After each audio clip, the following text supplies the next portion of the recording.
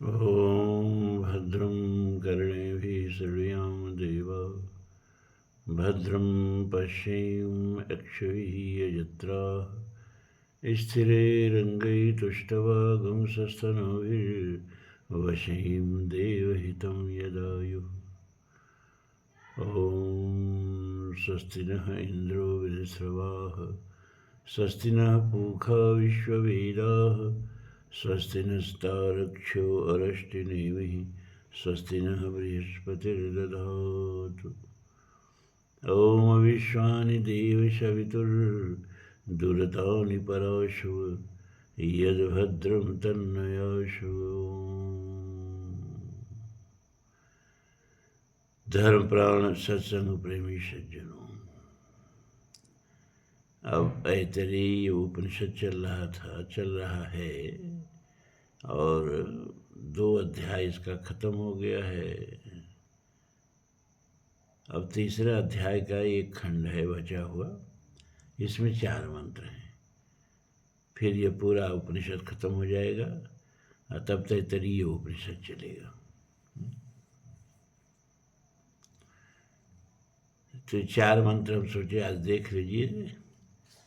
यद्यप आज बहुत थके हैं ना, वीडियो बनाने का तो मूड ही नहीं था, लेकिन फिर सोचा कि 2-1 दिन और डिस्टर्बेंस रहेगा तो अच्छा नहीं रहेगा, इसलिए थोड़ा वीडियो आज का छोटा होगा, पहले ही बता दे रहे हैं। तो कोयमात्मेति वयमुपास्महे कतरः स आत्मा येन वा पश्यति येन वा श्रोति येन वा गन्धना जघ्नति येन वा वाचं व्याकरोति येन वा स्वादु च विजानाति। वयम माने हम लोग, उपास्महे माने जिसकी उपासना करते हैं। कोयम आत्मेति, वह आत्मा कौन है? बड़ा गंभीर प्रश्न उठाया जा रहा है कि जिसकी हम लोग उपासना करते हैं वह आत्मा कौन है, अथवा जिससे मनुष्य देखता है। येन पश्यत, पश्य माने देखना होता है संस्कृत में। येन पश्यत माने जिससे देखता है, वा माने या, येन माने जिससे, शृणोति सुनता है, या येन जिससे, गंधान आजिघ्रति गंध को सूंघता है, वा अथवा येन माने जिससे, वाचम माने वाणी को, व्याकरोत माने अस्पष्ट बोलता है, वा या येन जिससे, स्वाद माने स्वाद युक्त और अस्वाद स्वादहीन वस्तु को भी बीजानात अलग अलग जानता है। स माने वह आत्मा, कतरह माने कौन है। केनोपनिषद की याद आपको आ गई होगी। केनोपनिषद में जब प्रश्न पूछा जाता है कि किसके द्वारा प्रेषित यह मन अपने विषयों में गिरता है, केनेषितं प्रेषितं मनम पतति, किसके द्वारा प्रेषित होकर, प्रेरित होकर मन अपने विषयों में गिरता है, किसके द्वारा यह चक्षु, यह श्रोत्र, यह प्राण सब अपनी अपनी क्रिया करते हैं। वही बात यहाँ कह रहा, एकदम वही बात कि वो कौन है जिसकी हम उपासना करते हैं,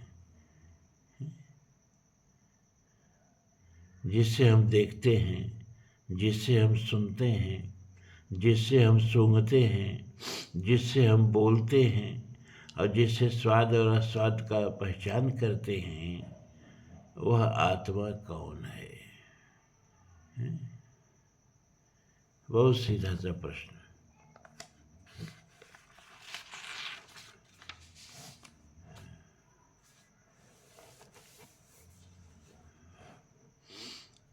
यतेतद् हृदयं मनश्चैतत् संज्ञानमाज्ञानं विज्ञानं प्रज्ञानं मेधा दृष्टिर्धृतिर्मतिर्मनीषा ज्योतिः स्मृतिः संकल्पं क्रतुरशुः कामो वश इति सर्वाणि वैतानि प्रज्ञानस्य नामधेयानि भवन्ति। दूसरे मंत्र में ऋषि कह रहे हैं, यत माने जो, एतत माने यह हृदय है, यही मन भी है। हृदय का मतलब वो मत समझिएगा जो धड़कता रहता है मांसल पिंड। यह हृदय का मतलब होता है कि मनुष्य के अस्तित्व का सबसे सेंट्रल भाग, केंद्रीय भाग। ये आध्यात्मिक शब्द है, हार्ट नहीं है। जो चार खाने वाला हृदय धड़कता रहता है वो नहीं है इसका मतलब। हृदय ही मन भी है। संज्ञानम सम्यक ज्ञान शक्ति, आज्ञानम आज्ञा देने की शक्ति, विज्ञानम विभिन्न रूपों में जानने की शक्ति, प्रज्ञानम तत्काल जानने की शक्ति, मेधा धारण करने की शक्ति, दृष्टि देखने की शक्ति, धृति धैर्य, मति बुद्धि, मनीषा मनन शक्ति, ज्योति माने वेग, स्मृति माने स्मरण शक्ति, संकल्प शक्ति, मनोरथ शक्ति, क्रतु माने मनोरथ शक्ति, अशुभ माने प्राण शक्ति, कामः माने कामना शक्ति, वशः माने स्त्री संसर्ग आदि की अभिलाषा, इति माने इस प्रकार, एतानि माने इस सर्वाणि सब के सब, प्रज्ञानस्य स्वच्छ ज्ञान स्वरूप परमात्मा के ही नाम अर्थात उसकी सत्ता के बोधक लक्षण हैं। अब ये अपने से बाहर परमात्मा की खोजने की बात ब्रह्म विद्या नहीं करती है। जो चीज़ भीतर नहीं रहेगी वो बाहर होगी भी तो आप उसको पहचान नहीं पाएंगे। कितनी बार ये उदाहरण हमने दिया है कि एक छोटा बच्चा है और उसके सामने व्यभिचार हो रहा है, वो नहीं जानता है क्या हो रहा है। एक छोटा बच्चा है, उसके सामने चोरी हो रही है, वो नहीं जानता है क्या हो रहा है। क्यों? क्योंकि उसके भीतर अभी चोरी नहीं है। तो भीतर जिससे परिचय नहीं है, इस बात को गांठ बांध लीजिए, इस बात को खूब अच्छी तरह जीवन में उतार लीजिए कि भीतर जिस चीज़ का परिचय नहीं है, बाहर उस चीज़ को देख के भी आप नहीं पहचान पाएंगे। कितने अजनबी लोग मिलते हैं। अभी कुंभ में गए होंगे तो वहाँ कितने करोड़ करोड़ लोग, किसको पहचानते थे आप? लेकिन वही में कोई परिचित मिल गया। परिचित कैसे मिल गया? क्योंकि भीतर उसका परिचय है, इसलिए बाहर देखा तो उसको पहचान गया। नहीं तो बाहर तो करोड़ों लोगों को देख रहे हैं, लेकिन देख के भी नहीं पहचान रहे। क्यों? क्योंकि भीतर कोई परिचय नहीं है। तो जब आदमी को भी भीतर परिचय नहीं है तो बाहर आप नहीं पहचान सकते, तो परमात्मा को बाहर कैसे पहचान लेंगे भाई? अगर भीतर परमात्मा का परिचय नहीं है, जो अपने हृदय में ही बैठा है, ईश्वर सर्वभूतानां हृदयेशे अर्जुन तिष्ठति, अपने हृदय में ही बैठा है, अपने घर में बैठा है। घर में पड़ी वस्तु नहीं सूझे, दिया न बार के ढूंढे अंधा, कबीर ने कहा। तो अगर इस भीतर बैठे हुए परमात्मा से परिचय नहीं है तो बाहर परमात्मा को कैसे पहचान लेंगे आप? मंदिर के परमात्मा को कैसे पहचान लेंगे आप? ये विश्व के कलकड़ में व्याप्त परमात्मा को कैसे पहचान लेंगे आप? क्यों? क्योंकि भीतर तो संसार बैठा है, तो बाहर परमात्मा भी संसार के रूप में नजर आता है।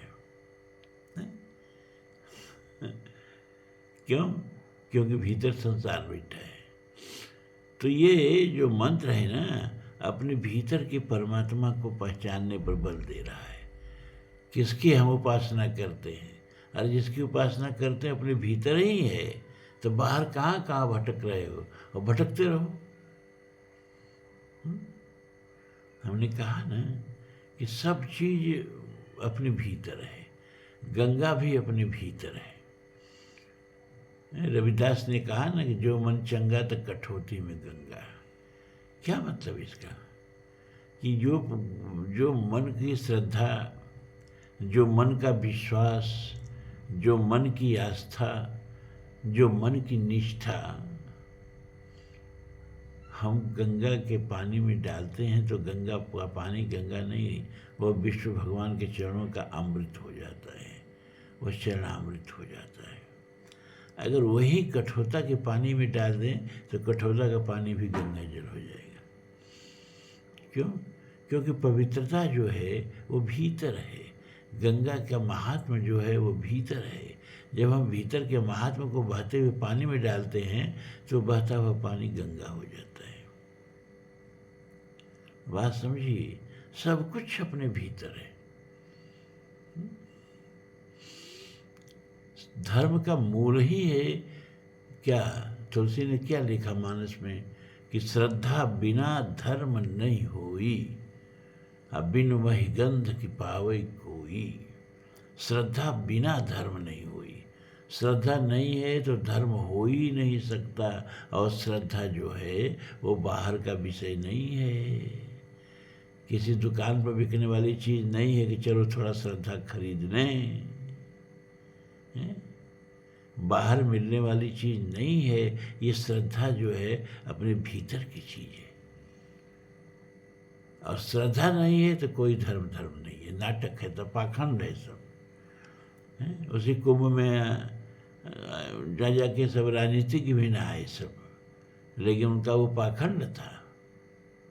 आप अच्छी तरह जान रहे हैं कि वोट के लिए नहा रहे हैं। उसी कुंभ में दुकान लगा के सब बैठे हैं, उनको कुंभ का फल मिलेगा। क्यों? क्योंकि वो नोट के लिए बैठे हैं, कुछ वोट के लिए बैठे हैं, कुछ नोट के लिए बैठे हैं। तो जिसके लिए बैठे हैं वो मिलेगा। करोड़ों करोड़ रुपया कुंभ में लोग कमा लिए, लेकिन जो श्रद्धा लेके नहीं बैठा है उसको वो कुंभ का अमृत नहीं मिलेगा, कुंभ की पवित्रता नहीं मिलेगी। तो किसकी उपासना करें हम? तो बता रहा है ऋषि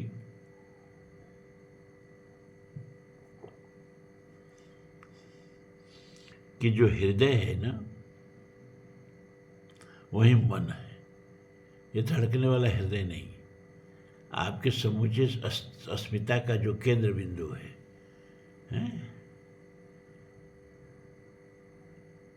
हृदय से अर्जुन तिष्ठति, तो धड़कने वाले हृदय में थोड़े भगवान बैठते हैं, बेचारे परेशान हो जाएंगे रात दिन, धड़ धड़ धड़ धड़ धड़ धड़ धड़, 1 मिनट का विश्राम नहीं।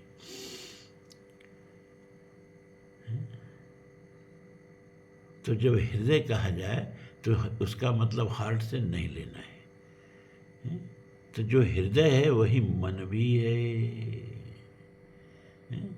सम्यक ज्ञान शक्ति, आज्ञा देने की शक्ति, विभिन्न रूप से जानने की शक्ति, इस शक्ति पर ध्यान दीजिए।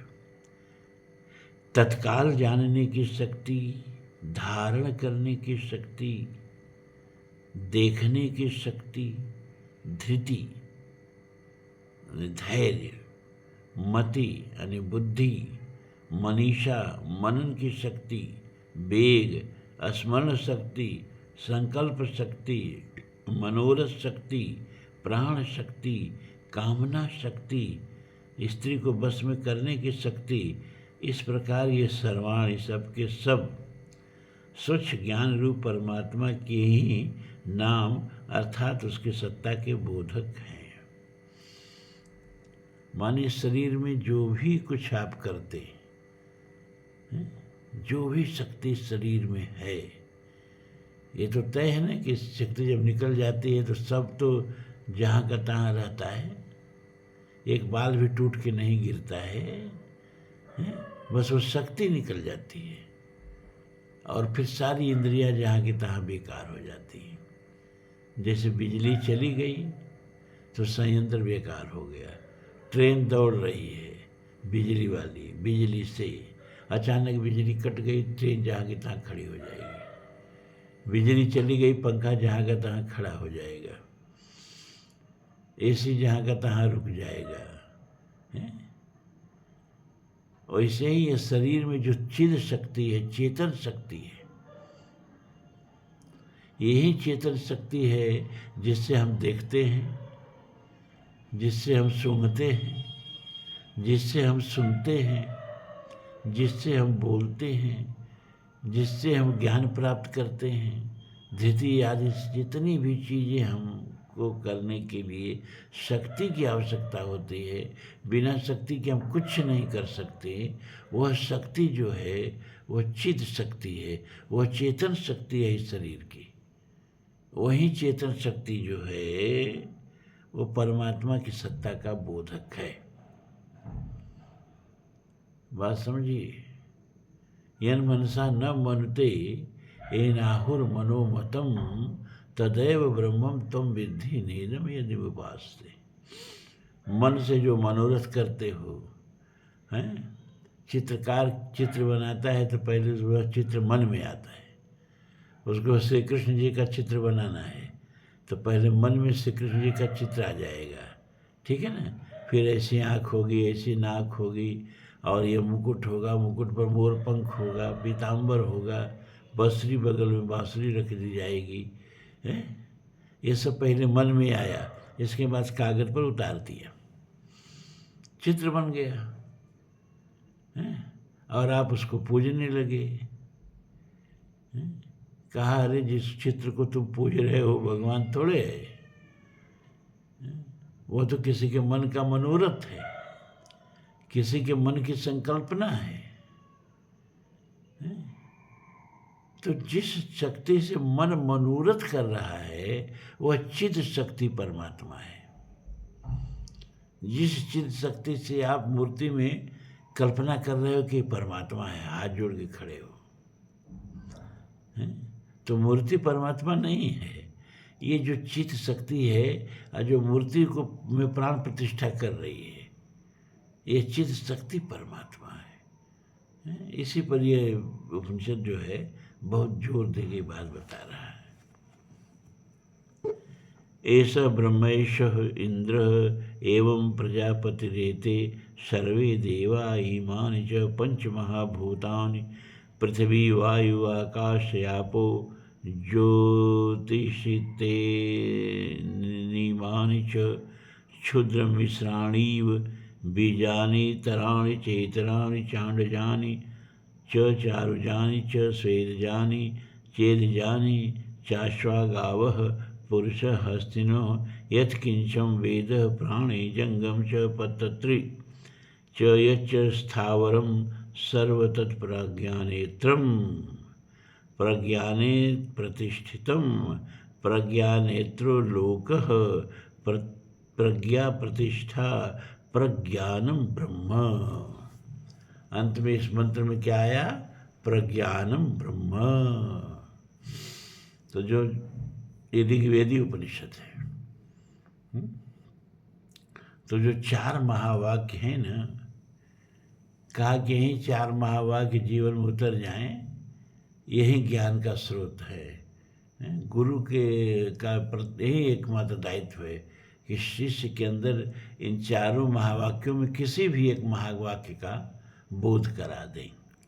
अब देखिए, ये जो प्रज्ञानम ब्रह्म, ये 4 महावाक्यों में पहला महावाक्य है। ये ऋग्वेद का सार है। ऋग्वेद का उपनिषद है ये ऐतरेय उपनिषद, और सब ऐतरेय उपनिषद के तीसरे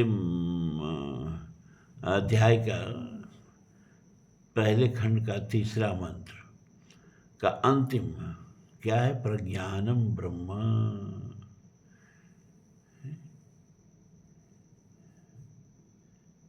दूसरा महावाक्य कहाँ से लिया गया है? दूसरा महावाक्य बृहदारण्यक उपनिषद से लिया गया है। बृहदारण्यक उपनिषद ये जो है यजुर्वेदीय उपनिषद है, और उस वहाँ से महावाक्य लिया गया है अहम ब्रह्मास्मि, यानी परमात्मा जिसको तुम ढूंढते हो बाहर थोड़े है। अरे तुम्हारे जो ढूंढ रहा है वही परमात्मा है, जो मिल जाए वो परमात्मा नहीं है, जिसने पा लिया वह परमात्मा है। जो ढूंढ रहा है वो परमात्मा है, जो मिल गया वो वस्तु हो जाएगी, वो तो परमात्मा हो ही नहीं सकता है? परमात्मा कोई वस्तु है कि खो गई है और आप उसको ढूंढ रहे हो? वो खो ही नहीं सकता। एक सिद्धांत है वेदांत का, इसको ठीक से गांठ बांध के सुन लीजिए कि जो चीज तुम याद कर सकते हो वह तुम नहीं हो। ठीक से इसको समझिए, जो चीज तुम याद कर सकते हो वो तुम नहीं हो। क्यों? क्योंकि याद जो है ना वो अप्रस्तुत की आती है, प्रस्तुत की कभी याद आ नहीं सकती। मतलब जो चीज़ उपलब्ध है उसकी क्या याद आएगी? वो तो उपलब्ध नहीं है। जो चीज़ अनुपलब्ध है उसकी याद आती है? और जो जैसे जैसे आपके पास खूब बढ़िया पेन थी, खो गई, अब उसकी याद आ रही है, तो आप पेन थोड़े हो गए, क्योंकि याद हमेशा दूसरे की आती है और याद हमेशा अप्रस्तुत की आती है। जो चीज़ प्रेजेंट हो उसकी याद नहीं आती है। जैसे बचपन है, बचपन याद आता है ना सबको?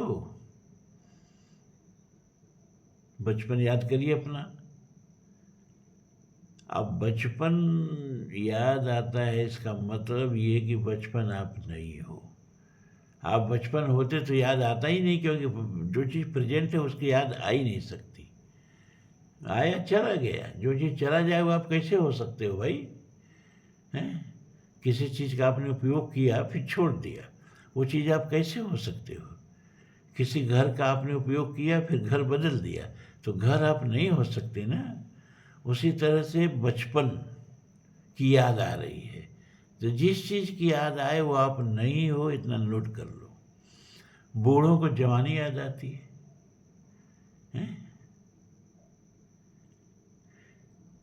तो जो चीज़ याद आए आप युवा नहीं हो, युवा थे भी नहीं। क्यों? क्योंकि युवा होते तो जो आप होते वो कहाँ चला जाएगा, और जो चला गया वो दूसरा था, वो प्रस्तुत हो गया, उसकी याद आ रही है। तो बचपन की याद आती है, जवानी की याद आती है, मरते समय पूरा जीवन की याद आती है। तो तुम जीवन नहीं हो। वो जो याद कर रहा है प्रस्तुत होके अप्रस्तुत की, वो प्रस्तुत तुम हो। कौन याद कर रहा है? चेतना। वही चेतना तुम हो, है? प्रज्ञानम ब्रह्म। फिर वहीं पर चेतना तुम हो और वहीं ब्रह्म है, तो अहम ब्रह्मास्मि। फिर सामवेदी उपनिषद है, छांदोग्य उपनिषद, सब सुनाना है आपको। वो छांदोग्य उपनिषद का महावाक्य है तत्त्वमसि, तत्त्वम असि, तत्त्वम। तत्व माने वह परमात्मा, तुम माने तुम, अस माने हो। तुम भी वही परमात्मा हो, वही हो।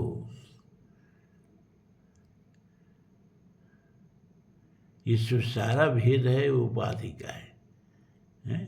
जो समुद्र का जल है और वो जो आपके पात्र में जल है, ये कहीं है। वह भी 2 भाग हाइड्रोजन 1 भाग ऑक्सीजन, ये भी 2 भाग हाइड्रोजन 1 भाग ऑक्सीजन, वह भी H2O, यह भी H2O। अंतर क्या है? अंतर यह है कि परिमाण का अंतर है, वो विशाल है, यह सीमित है। तत्व तो एक ही है। मैं तो हिता ही नहीं भेदा, बार बीच में गाँव ही भेदा।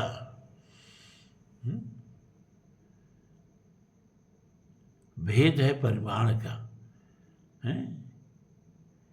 परवश जीव सबस भगवंता, जीव अनेक एक श्रीकंता, जो सबके रह ज्ञान एक रस, ईश्वर जीव भेद कहु कस।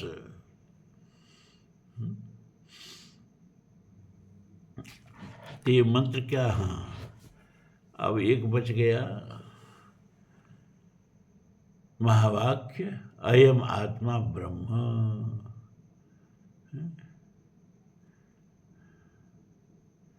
यह आत्मा, आत्मा माने क्या? क्या समझते हैं आत्मा माने?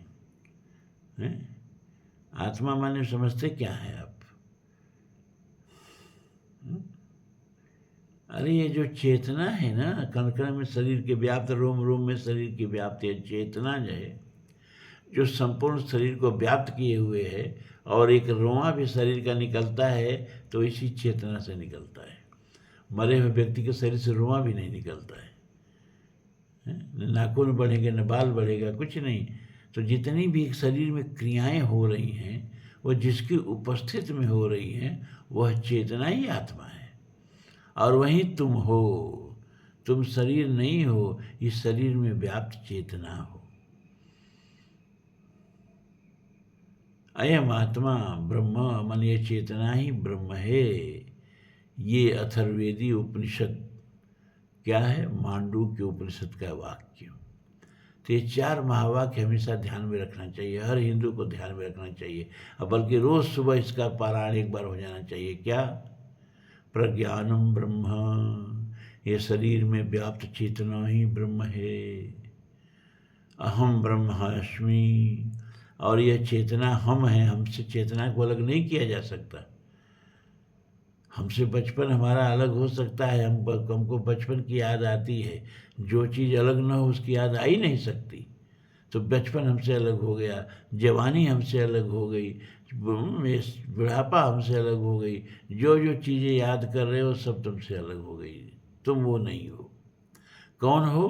कि ये जो याद कर रहा है, इसकी याद कभी नहीं आएगी, क्योंकि यह कभी अप्रस्तुत नहीं होगा।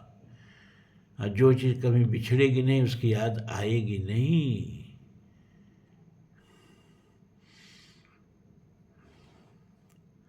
ऐसा ब्रह्मैश इंद्र एवं प्रजापतिरेते सर्वे देवा इमानि च पंचमहाभूतानि पृथ्वी वायु आकाश आपो ज्योतिस्तेतानिमानि च क्षुद्र मिश्राणीव बीजानि तराणि चेतराणि चांडजानि च जारुजानि च स्वेदजानि। अर्थ देखिए, यह ब्रह्मा है, यह इंद्र है, यही प्रजापति हैं, ये सर्वे समस्त देवता, तथा ये पृथ्वी, वायु, आकाश, जल, तेज, तेज माने अग्नि, इस प्रकार एतान, ये 5 भौतिक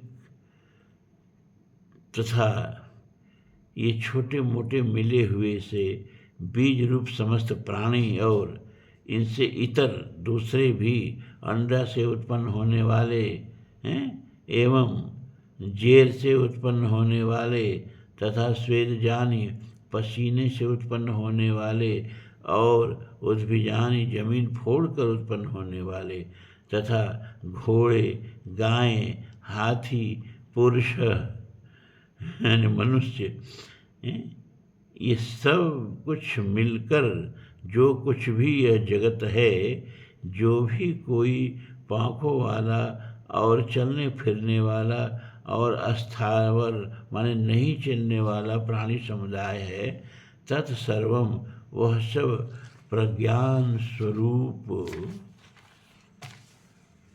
परमात्मा से शक्ति पाकर ही अपने अपने कार्य में समर्थ होने वाले हैं। उस प्रज्ञान स्वरूप परमात्मा में ही स्थित है। यह समस्त ब्रह्मांड प्रज्ञान स्वरूप परमात्मा से ही ज्ञान शक्ति युक्त है। प्रज्ञान स्वरूप परमात्मा ही इस स्थिति का आधार है। यह प्रज्ञान ही ब्रह्म है। प्रज्ञानम ब्रह्म, यह प्रज्ञान ही ब्रह्म है। पहले जानिए 4 प्रकार के प्राणी होते हैं। स्वेदज, अंडज, पिंडज और उद्भिज हैं। स्वेदज माने जो पसीने से उत्पन्न हो, उद्भिज जो जमीन फोड़ करके जैसे जितनी वनस्पतियां हैं।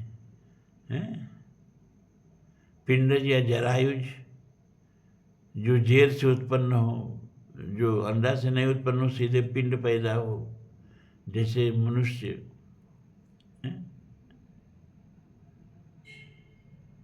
तो जो अंडे से उत्पन्न हो, जो जमीन फोड़ के उत्पन्न हो, जो पिंड से उत्पन्न हो, और स्वेदज माने जो पसीने से उत्पन्न हो, ये 4 प्रकार के जीव होते हैं। अब इसमें ये बताया है कि चाहे ब्रह्मा हो, चाहे इंद्र हो, चाहे प्रजापति हो, चाहे समस्त देवता हो, चाहे 5 भौतिक तत्व हों, और ये छोटे मोटे जीव हों, मनुष्य हों, ये धरती को फोड़ के पैदा होने वाली वनस्पतियाँ हों, चाहे 4 प्रकार के जो जीव हों, स्थावर हों, जंगम हों, सब के सब प्रज्ञानम माने वह चेतन शक्ति से ही अपना अपना कार्य करते हैं। वो जो चेतन शक्ति ब्रह्मा में बैठी है, विष्णु में बैठी है, शंकर में बैठी है, वही चेतन शक्ति मच्छर जो उड़ रहा है उसमें भी बैठी है। वही चेतन शक्ति है जो पेड़ पौधे हैं उनमें भी बैठी है। सबका आधार चेतन शक्ति है। इसलिए यह चेतन शक्ति ही ब्रह्म है। इसी की उपासना करनी चाहिए। यह चेतना हमेशा बनी रहे। ये चेतना को ही आत्मा समझो, इस चेतना को ही परमात्मा समझो। और यह चेतना जो तुम में है वही शिव में है, वही ब्रह्मा में है, थोड़ी ज़्यादा है।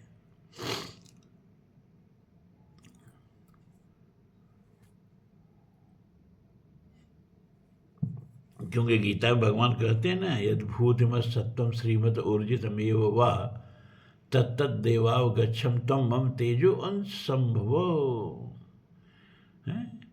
जहाँ भी ऐश्वर्य दिखाई दे, तेज दिखाई दे, असाधारण प्रतिभा दिखाई दे, असाधारण शक्ति दिखाई दे, समझो वहाँ मेरा ही तेज चमक रहा है। वहाँ उतने अंश में मैं ही प्रकट हूँ।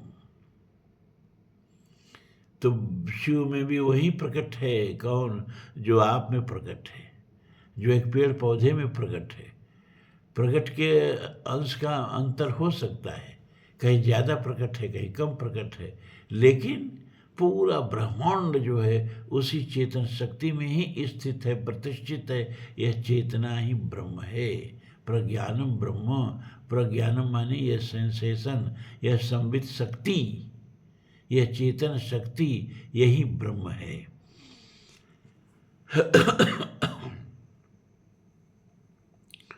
स एतेन प्रज्ञानात्मना अस्मान् लोकात् उत्क्रम्यामुष्मिन् स्वर्गे लोके सर्वान् कामानाप्त्वामृतं संभवत।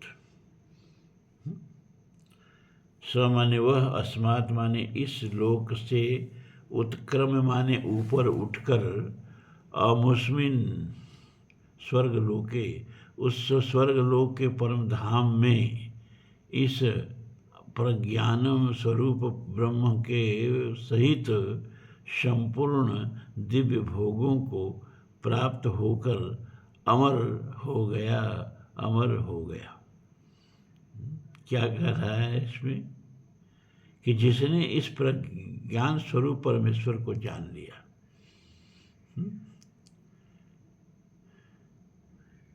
कितना मतलब आसानी से आपको परमात्मा का पकड़ बता रहा है।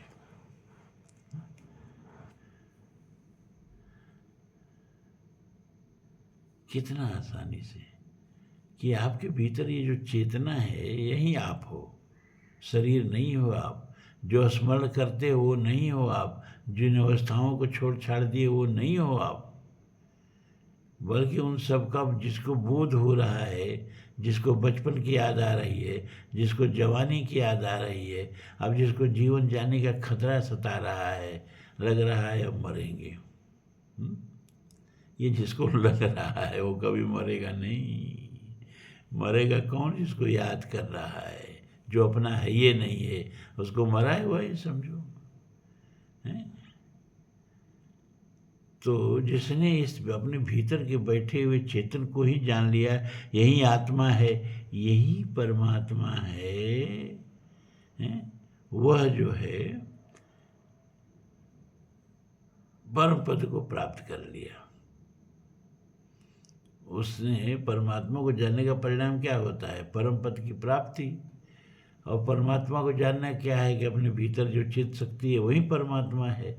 तो जिसने इस परमात्मा को जान लिया वह संपूर्ण दिव्य अलौकिक भोग रूप परम आनंद को प्राप्त होकर अमर हो गया।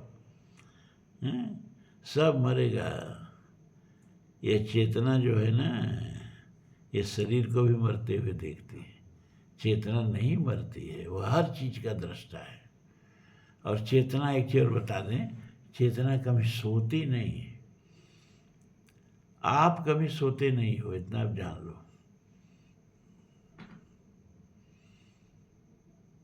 क्योंकि आप तो सुषुप्ति के भी दृष्टा हो। जब जगते हो तो कहते हो आज बड़ी मीठी नींद आई। अरे उस मीठी नींद को देखा नहीं तो जाना कैसे कि मीठी नींद आई? तो सो शरीर रहा था, सो मस्तिष्क रहा था, वो भी पूरा मस्तिष्क नहीं सो रहा था। पश्च मस्तिष्क कभी सोता ही नहीं है। सो जाए तो फिर हृदय भी नहीं धड़के, रक्त पर संचरण भी नहीं हो, शरीर का सारी क्रियाएं रुक जाए, है। केवल प्रो मस्तिष्क ही, आगे का मस्तिष्क ही, मस्तिष्क का केवल एक भाग ही सोता है। तो संपूर्ण रूप से आप कभी सोते भी नहीं हो, कभी नहीं। और आप मरते भी नहीं हो, कभी नहीं।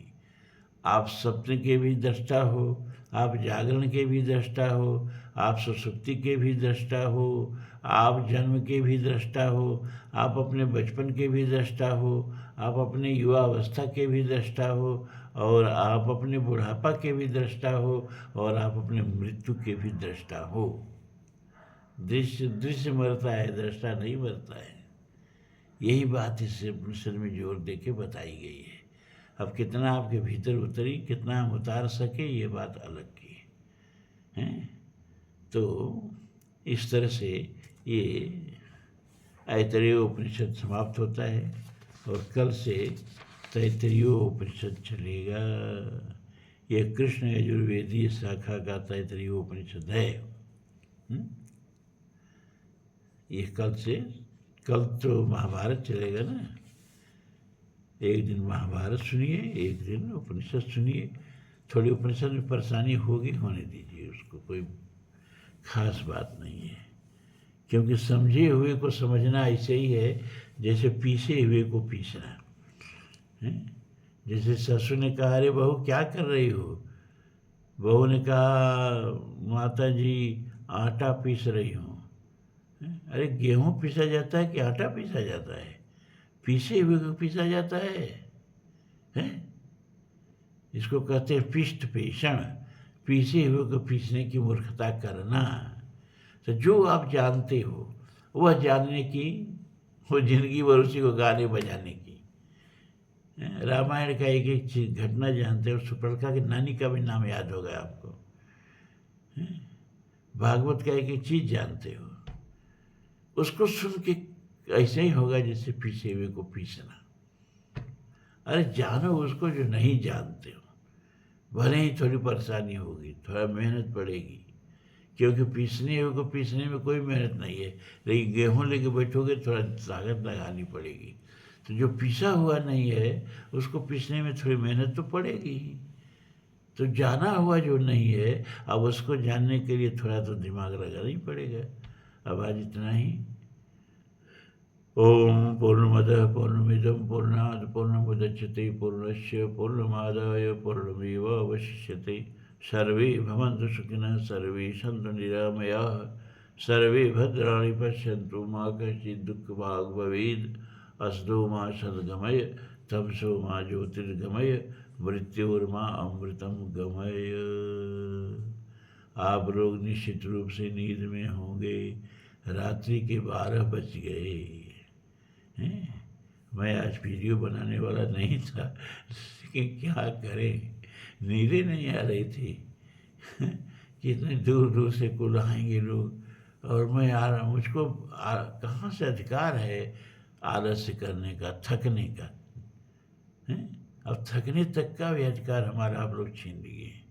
लाख थका हुआ था, लेकिन नींद नहीं आ रही थी। अब वीडियो बना लिए, अब नींद आएगी। साधुवाद।